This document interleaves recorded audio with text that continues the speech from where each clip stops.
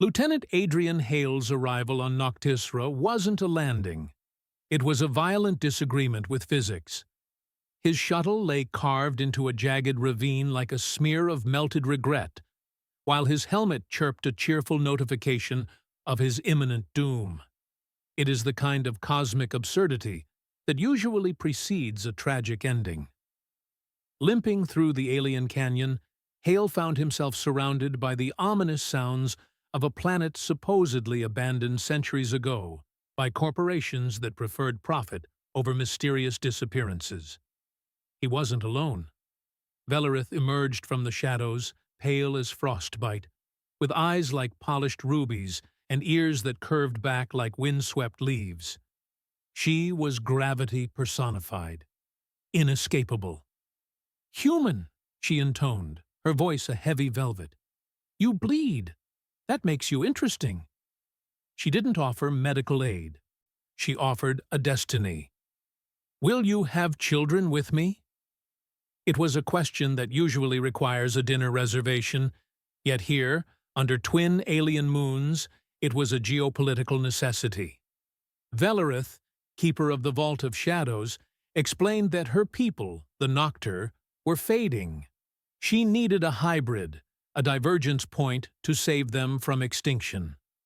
Hale, whose greatest accolade was a burrito-eating contest victory on Europa, was understandably skeptical. "Shouldn't we start with a drink? What if the kid has tentacles?" Velerith merely blinked, noting that tentacles were highly respected in her culture.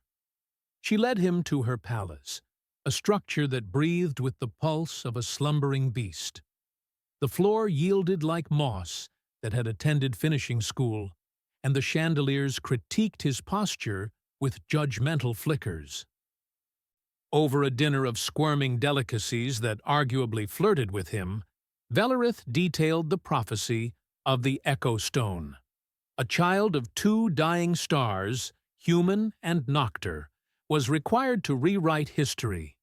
To prove their souls could harmonize, they walked the dream spine, a translucent bridge suspended in a void of swirling memories.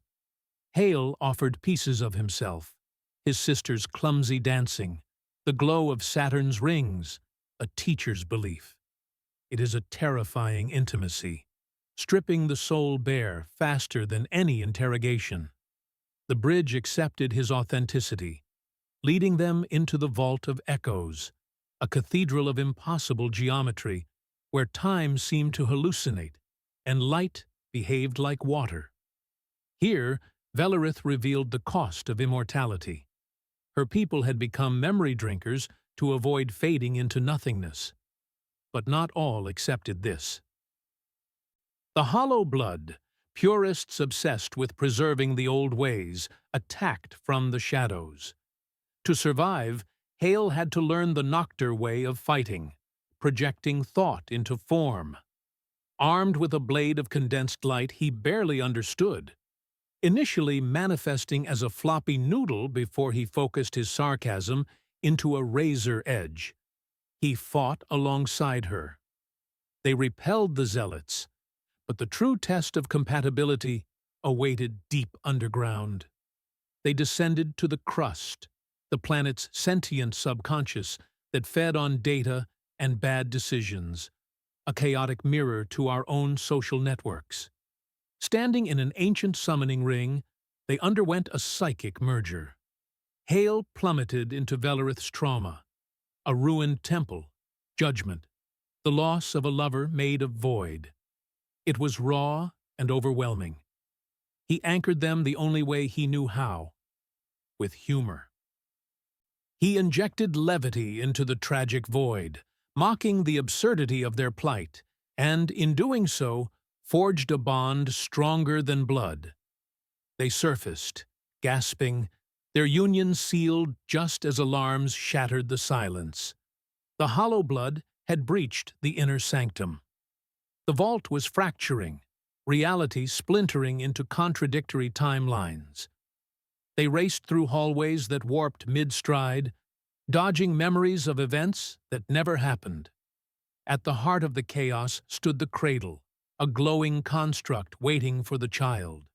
Guarding it was a prime, a towering figure armored in corrupted nostalgia. "You would breed with meat!" he roared, unleashing a storm of weaponized history.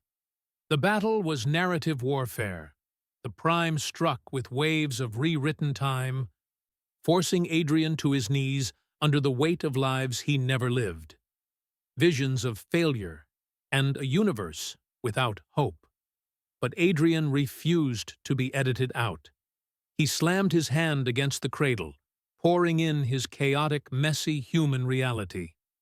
The truth of his existence, his resilience, his humor, his love, shattered the Prime's rigid falsehoods. The enemy disintegrated, rejected by the future. In the aftermath, beneath a sunrise of cobalt and tangerine, peace settled over the vault. The war was over. Adrian sat on a terrace with Velerith, sipping a beverage that tasted like batteries and elderflower. They watched the cradle pulse with a new, steady rhythm. The child was coming, a being of two worlds, a strange little demigod who would grow up with intergalactic diplomacy and terrible Earth jokes. "We'll write new legends," Velerith said, her hand in his. For the first time, the memory of tomorrow looked brighter than the past.